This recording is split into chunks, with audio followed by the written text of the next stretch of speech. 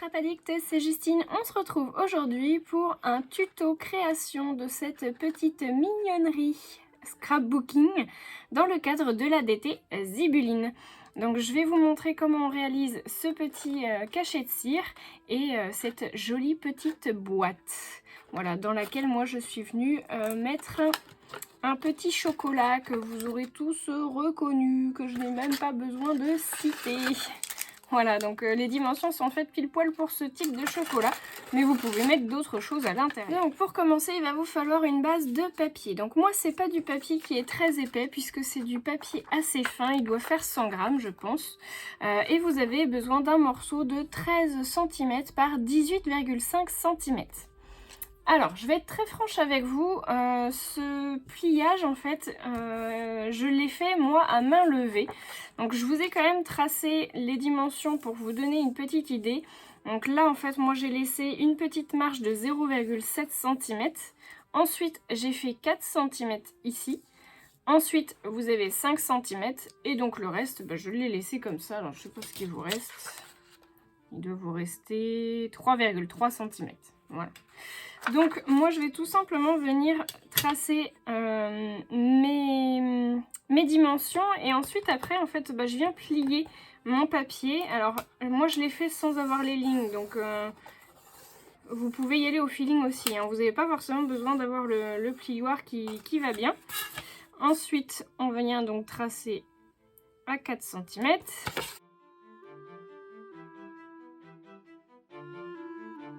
Ensuite, on vient faire le dernier pli qui est à 5 cm.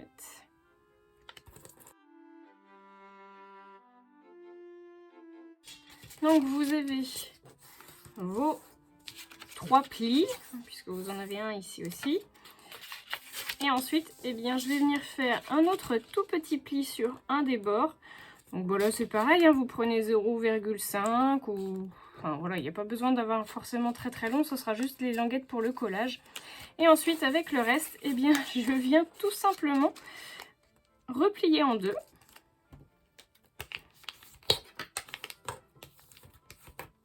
Voilà.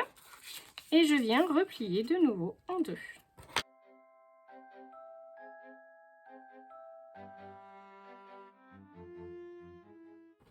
Et voilà. Vous avez donc votre morceau de papier qui a toutes ces cases. On vient maintenant couper les morceaux qui ne vont pas nous servir. Donc c'est-à-dire le petit angle qui se trouve ici avec la petite languette. Et ensuite, on vient prendre donc sur le bas, donc pas à l'inverse, l'opposé de la petite languette. Vous venez me couper donc du coup toutes les petites arêtes. Donc moi je fais une légère entaille en V pour que ce soit plus facile de le plier et surtout de le coller.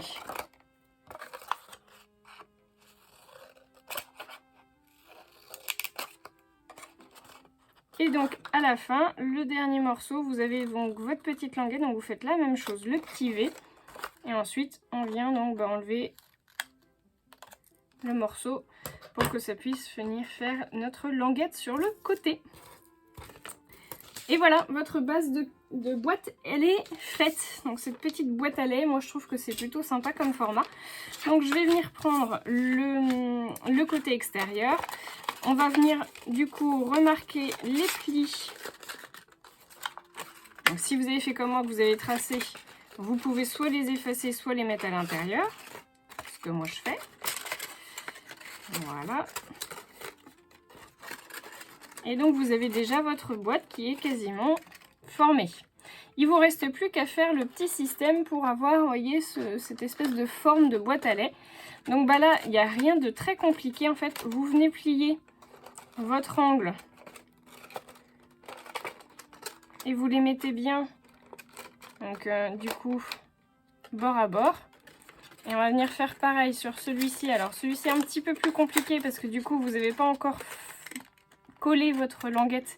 Ce qui veut dire que du coup votre languette elle est pas encore, enfin elle est encore mobile on va dire.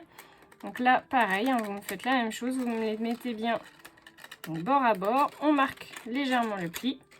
Et vous vous retrouvez du coup avec les formes qui sont déjà on va dire, déjà plus ou moins formé. Il vous reste plus qu'à former votre pli en suivant donc la pointe ici et la pointe ici.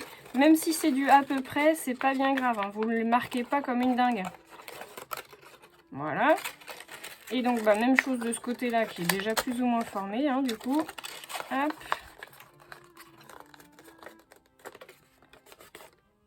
Et voilà. N'hésitez pas à vous repasser la vidéo si jamais vous n'avez pas suivi la manip. Mais voilà, c'est tout simple, hein, vous voyez. Vous avez déjà votre boîte qui est donc formée.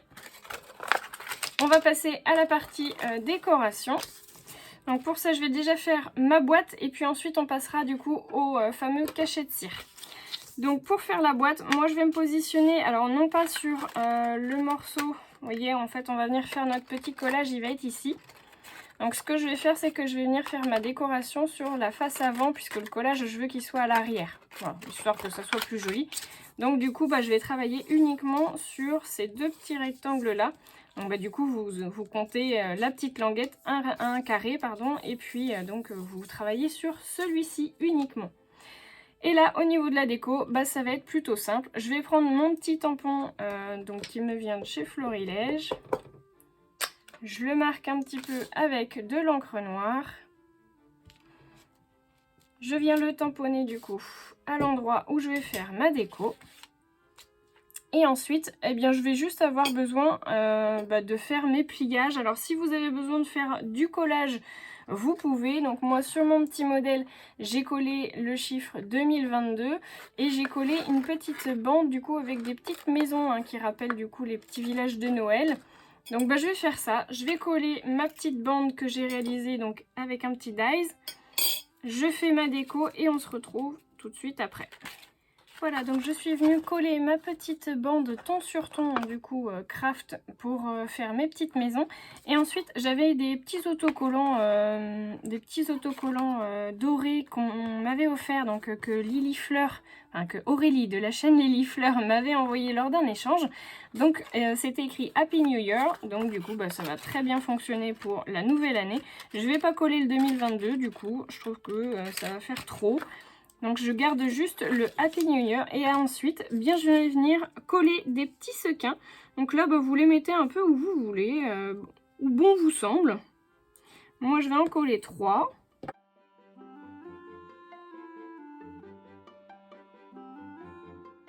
Voilà, mes petits sequins sont collés. Je vais les laisser sécher. En attendant, on va faire le cachet de cire. Ici, j'avais pris du rouge. Là, ce sera du vert sapin. Voilà, donc une fois que ma cire elle est bien fondue, je viens la couler sur mon support en céramique.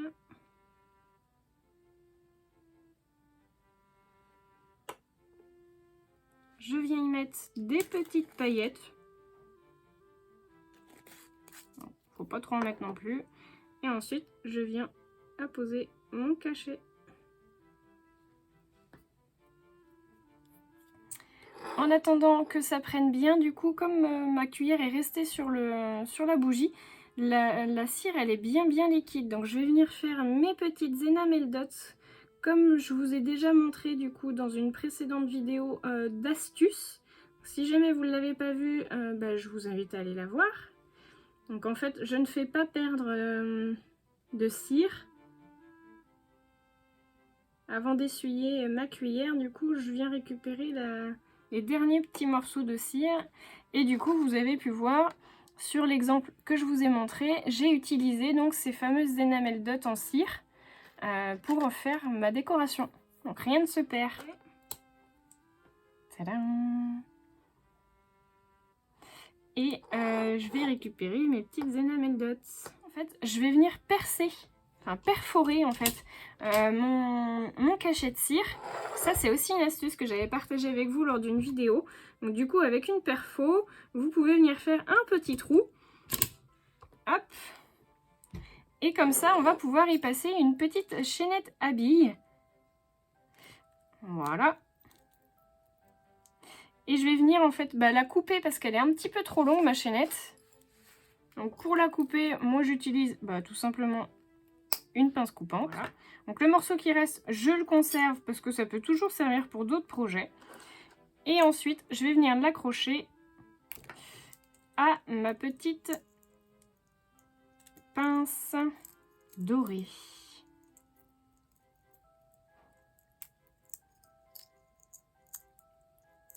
Et voilà, le tour est joué. Je vais venir coller mon petit dies, enfin ma petite découpe de matrice de chez Simply Graphic, pour celles et ceux que ça intéresse. Et je vais venir du coup la coller derrière. Pour ça, je vais utiliser de la super glue.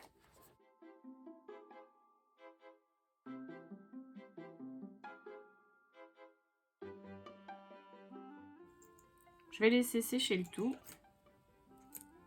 Et je vais venir faire le montage de ma boîte. Donc pour le montage de la boîte, rien de plus simple. On va commencer par la languette latérale. Donc j'y mets de la colle vinylique.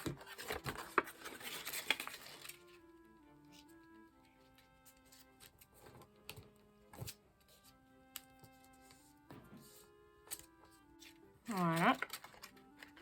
Donc vous mettez soit de la colle, soit du scotch double face. Hein. Ça, c'est à votre bon vouloir.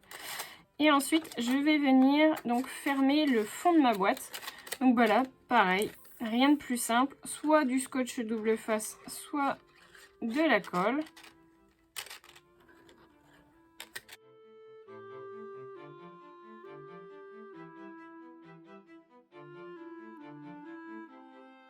Ah tiens, je vais utiliser mon petit cachet.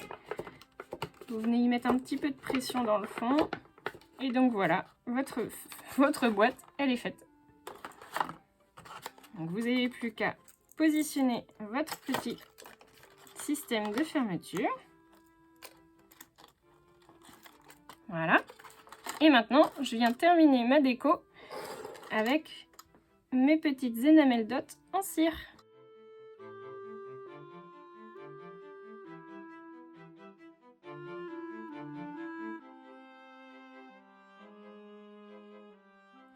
Et voilà, mes boîtes sont terminées. Donc vous avez deux couleurs au niveau des versions. Là vraiment tout dépend de vos goûts. Vous avez une large palette de couleurs, sans compter que vous pouvez aussi faire des mélanges avec les cires de chez Zibuline. Moi j'espère que ces tutos vous auront plu, qu'ils se retrouveront sur vos tables de fête. N'hésitez pas à les réaliser, en abuser pour la création de votre table de Noël ou même du 1er de l'an. N'hésitez pas à me laisser un petit pouce en l'air et un commentaire pour me dire ce que vous en avez pensé. Moi je vous fais de gros bisous à tous en attendant de se retrouver pour de nouveaux tutos. Si jamais on ne se revoit pas d'ici là, je vous souhaite de bonnes fêtes de fin d'année.